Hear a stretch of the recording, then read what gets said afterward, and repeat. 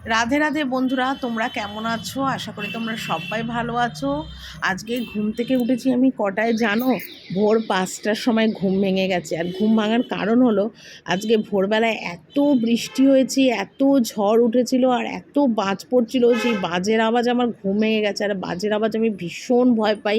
মানে বৃষ্টি ঝড় অতটা আমি ভয় পাই না, কিন্তু বাজের আওয়াজ আমি প্রচণ্ড ভয় পাই, কেন জানি না। ছোট্টবেলা থেকে বাজ পড়লেই কী হতো, আমি ঘরে গিয়ে জানলা দরজা বন্ধ করে কানের মধ্যে কাপড় গুঁজে বসে থাকতাম, এত আমি ভয় পাই। ওই যে বাজের আওয়াজ আমার ভোর 5টায় ঘুম ভাঙলো, আমার আর ঘুম আসেনি। মানে একবার ভেবেছিলাম যে শুয়ে থাকি, তারপর চিন্তা করলাম না, শুয়ে থাকলে কাজের ক্ষতি হবে, দেরি হয়ে যাবে। তো সেই ঘুমটা আর ঘুমায়নি। তারপরে এদিক ওদিক করতে করতে 7টার সময় উঠে পড়েছি। উঠে পাম্পের জল ভরলাম, তারপরে হাত মুখ ঠুক ধুলাম, দাঁত মাজলাম, তারপরে বাসি বাসন ছিল, ঘর মুছলাম, বাসন মাজলাম, এই সব টুকিটাকি কাজকর্ম করলাম।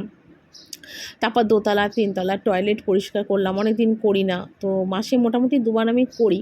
তো যাই হোক, সেগুলো পরিষ্কার করলাম, করে একদম কাঁচা ধোয়া করলাম, করে মাথায় শ্যাম্পু সাবান দিলাম, যেহেতু বাথরুম পরিষ্কার করেছি তো সাবান তো মাথায় দিতেই হবে, তো সেগুলো সব দিলাম। দিয়ে ঠিয়ে ফ্রেশ হয়ে নিচে এলাম, আর এসে এই বিছনা টিছনাগুলো তুলছিলাম। সকালবেলা ঘুম থেকে যখন উঠেছিলাম তখন ছেলেকে ডেকে তুলেছিলাম যে বাবু একটুখানি ওঠ, আমি বিছনার চাদরটা গুটিয়ে তুলে নিই। তো বাবু উঠেছিল ওই 7টার সময়, তখন আমি বিছনার চাদরটা বালিশ ওষাগুলো খুলে নিয়েছিলাম। খুলে নিয়ে সমস্ত মানে কেচে ধুয়ে দিয়েছি। আর যেহেতু সমস্ত তোলা হয়ে গেছে, তো বিছনার চাদর না পাতলে তো হবে না, এটা বিচ্ছিরি লাগবে। তারপর আবার রান্না ঠান্নার কাজে চলে গেলে আমার আরও দেরি হবে। তো সেই জন্য ভাবলাম চলো আগে বিছনা টিছনাগুলো পরিষ্কার করি। আর ওইভাবে চাদর ছাড়া দেখতেও ভালো লাগে না। তো প্রচুর জামা কাপড় ছিল, সেগুলোকেও ভাঁজ করতে বসেছি। আর রোজ তখন জামা কাপড় ভাঁজ করে উঠতে পারি না, তো সেই জন্যে এখন মানে 2 দিন 3 দিন লেগে যায় জামা কাপড়, মানে 2 দিন 3 দিন 4 দিনে জামা কাপড় জমে যায়। তো সেই জন্যে সেই জামা কাপড়গুলোও সমস্ত দেখো ভাঁজ করছি। প্রচুর জামা কাপড় ছিল, মানে ভিডিও করি তো সেই জামা কাপড়গুলো থাকে কাচা ধোয়ার। তারপর রোজকার জামা কাপড়, ছেলের জামা প্যান্ট থাকে, তোমাদের দাদাভাইয়ের থাকে, মানে মিলেমিশে প্রচুর জামা কাপড়। তো মানে একদিনে রোজেরটা রোজ ভাঁজ করলে এতটা জমে না, যেহেতু রোজ করি না সেই জন্য এতগুলো জামা কাপড় জমে গেছে। তো যাই হোক, এইগুলো করার পর না আমার না এত ঘুম পেয়েছিল, আমি না ঘুমিয়ে পড়েছি। মানে আধ ঘন্টার মতন আমি ঘুমিয়ে পড়েছি, মানে আর হুঁশ নেই। মানে পাখার হাওয়াতে ঘর অন্ধকার করে শুয়েছিলাম, একদম চোখ লেগে গেছে, ঘুমিয়ে পড়েছিলাম। তারপর ঘুম থেকে যখন উঠলাম, মানে উঠলাম কি, তোমাদের দাদাভাই এসে আমায় ডাকছে যে ওঠো, চা দেবো, চা খাবে। ও ডাক দিল, তো ডাক দেওয়ার পরে আমার মানে ঘুমটা ভাঙলো, মানে এত মানে ঘুমিয়ে পড়েছিলাম। তো যাই হোক, তারপরে দেখো ওপরে বারান্দায় অনেক জামা কাপড় মেলে এসছি, আর বাকিটা আমার এই ঘরের বারান্দা দিয়ে মেলছি। মানে বিছনার চাদর মেলার আর ওপরে জায়গা নেই, আর আকাশটা বড্ড মেঘলা, তো ভাবলাম ছাদে মেললে সেই আবার পরে গিয়ে তুলতে হবে, শুকোবে, আবার ভিজে যাবে। তো সেই জন্য ওপরের বারান্দাতে জামা কাপড়গুলো মানে মেলে এসছে। আর বাকি বিছনার চাদরগুলো এই বারান্দা দিয়ে মেলে দিচ্ছি। এই বারান্দায় বিছনার চাদরগুলো মেলে শুকিয়ে যাবে, কালকের মধ্যে সমস্ত শুকিয়ে যাবে। তো তারপর দেখো এখানে বালিশের ওষার টোষারগুলো সমস্ত পরিয়ে দিচ্ছি আর কি, কারণ বিছনাতে বালিশের ওষারগুলো মানে বিছনার চাদর যখন চেঞ্জ করলাম তাহলে বালিশ ওষাগুলো কেন লাগাবো না। তো বালিশ ওষাগুলো দেখো সমস্ত এখন লাগিয়ে দিচ্ছি, দিয়ে তারপরে একটু চা খাবো, চা খেয়ে সোজা নিচে চলে যাবো। আর অত ভোরবেলা ঘুম থেকে ওঠা অভ্যাস নেই, তো তার জন্য চোখগুলো এত আজকে জ্বালা করছিলো সকাল থেকে। আর ভাবছিলাম যে কী করি সারাদিনে, কাজ কর্ম ভিডিও এগুলো আমি করব, সেটাই একবার চিন্তা করছিলাম। তো যাই হোক, কিছু করার নেই, করতে তো আমাকে হবেই, মানে রোজকারের যেসব কাজকর্ম আমাকে করতে হবে এইসব বলে তো আর লাভ নেই। তো যাই হোক, আর এখানে দেখো বালিশ ওষারগুলো ভরে দিচ্ছি। তো একটু শুতে পারলে ভালো হতো, কিন্তু কি আর করব বলো, এখন তো শোয়ার টাইম নেই। আর বেলাটা অনেকটা হয়েছে, প্রায় 10:30টার মতন বেজে গেছে ঘড়িতে, 10:30 11টার মতো। কারণ রান্না করব, খাবে ছেলেকে আবার ঠিক টাইম মতন ভাত করে খাওয়াতে হবে। তো এইসব চিন্তাভাবনা করতে করতে হবে না। একটা মেয়েদের তো এটাই হয় না, সংসারে কিভাবে করবে, সংসারে কাজকর্ম কীভাবে করবে, সন্তানকে দেখা, ফ্যামিলিকে দেখা, এইসব। কিন্তু হ্যাঁ, সব ফ্যামিলিদের দেখে আর লাভ নেই, কারণ সব ফ্যামিলি তো আর সমান হয় না, সব শ্বশুরবাড়িও সমান হয় না। এক এক মেয়েদের এক এক রকম কপাল, এক এক মেয়েদের এক এক রকম শ্বশুরবাড়ি হয়। তো যাই হোক, এগুলো সমস্ত গুছালাম, গুছানোর পরে তোমাদের চা এলো, চা খেতে বসেছি। তো চা খাওয়ার পর দেখলাম শরীরটা একটু ফ্রেশ লাগছিলো, নয়তো এত ঘুম পাচ্ছিলো আর এত চোখ টানছিল তোমাদের কি বলবো। আর গরমের মধ্যে পাখার তলায় বসে আমার যেন শরীর আরও ক্লান্তি লাগছিলো। তো যাই হোক, সেই সব বলে আর লাভ নেই। আর এখানে দেখো একটু মেরি বিস্কুট আর চা খাচ্ছিলাম।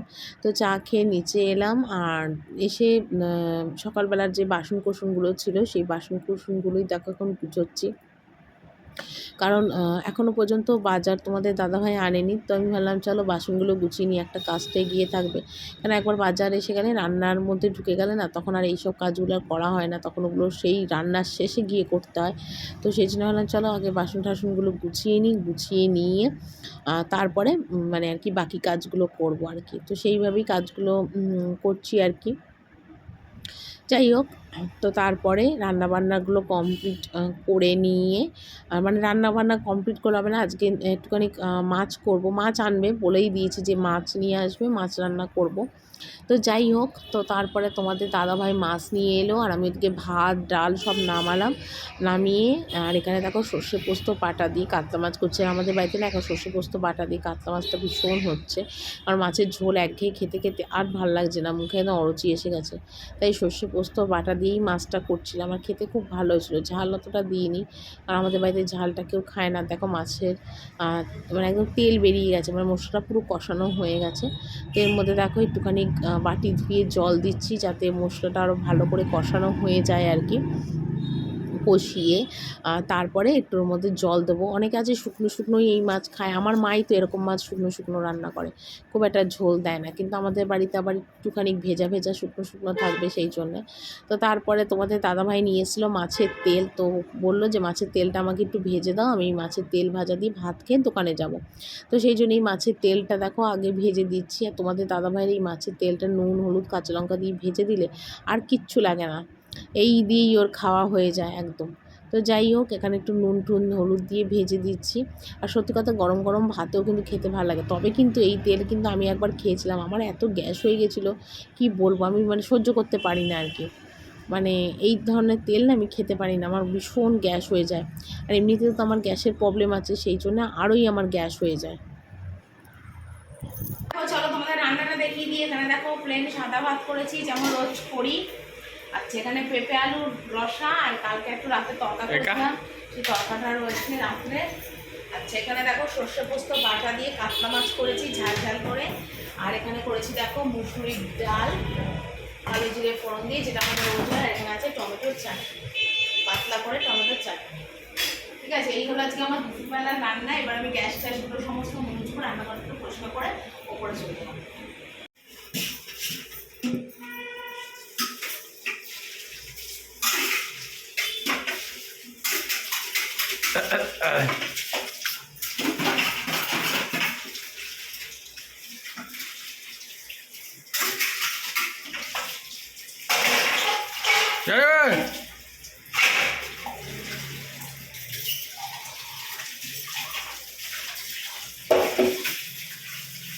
বন্ধ কর।